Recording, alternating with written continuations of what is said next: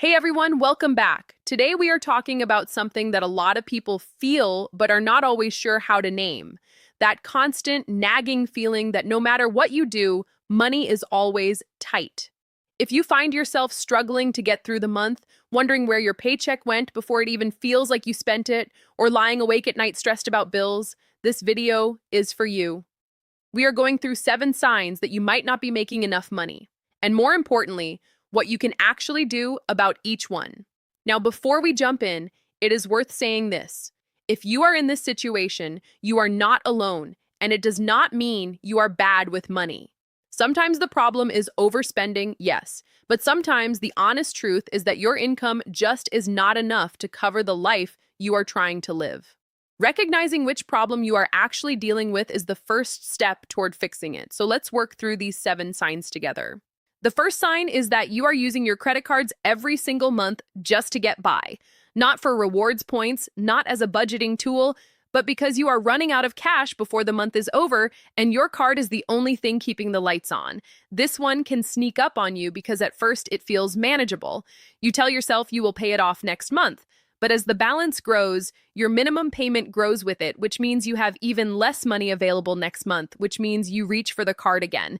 It becomes a cycle that gets harder and harder to break. The solution here sounds counterintuitive. Stop using the cards. Switch to cash or a debit card for your daily spending. It forces you to feel the money leaving and makes it much harder to spend more than you have. The second sign is that you are choosing which bills to pay each month because you cannot cover all of them.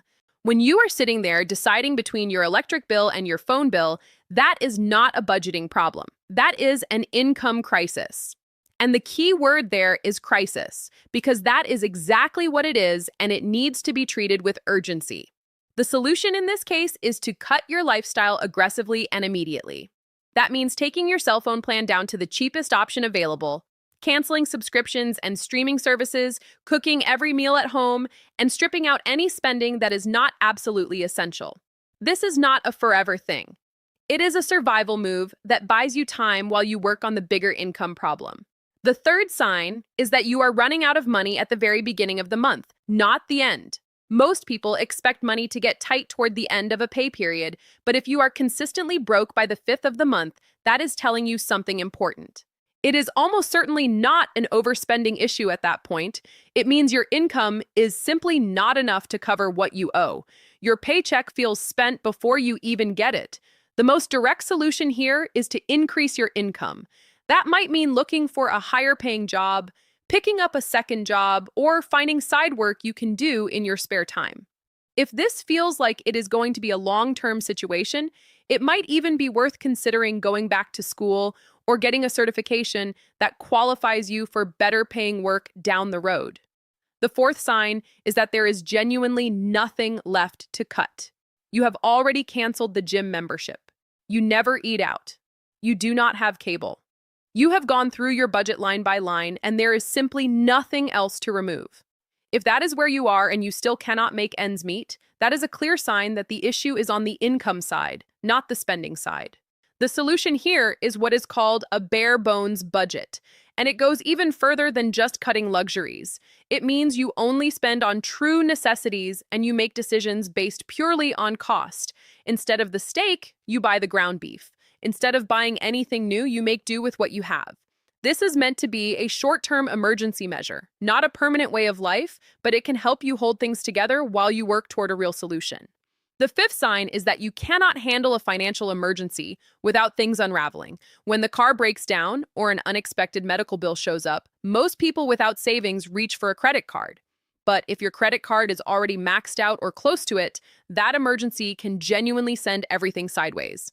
And here is the thing, not being able to save for emergencies, even after you have cut back everywhere you can, is a strong indicator that your income is not keeping up with your actual needs. The solution is to start an emergency fund, even a tiny one. Even setting aside $50 per paycheck is a start. The goal over time is to build up somewhere between $1,000 and a full month of income as a cushion. It sounds impossible when money is tight, but even a small buffer can prevent a bad situation from becoming a disaster. The sixth sign is that you are constantly worried about money. Not occasionally stressed about a specific expense, but carrying a low-level anxiety about money all the time. There is a difference between being concerned about an unexpected cost and feeling a knot in your stomach every time you think about buying groceries. That kind of constant, chronic financial stress is a sign that your income and your life are not aligned. The solution is to stop managing your finances purely in reaction mode. A budget lets you plan ahead instead of just responding to crises. An emergency fund gives you a buffer. And increasing your income creates breathing room. When you are moving from one financial emergency to the next, you never get traction on anything. Getting even one of those tools in place can start to shift how you feel about money. The seventh sign is that you are not making any progress on your financial goals. You are not paying down debt. You are not saving anything.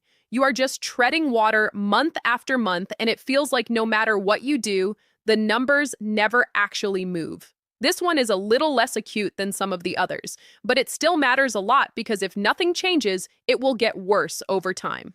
The solution here is to make sure your goals are realistic given your actual income. If you have $30,000 in debt and you earn $40,000 a year, paying it all off in 12 months is probably not achievable, and setting that as your goal will only leave you feeling like you are failing.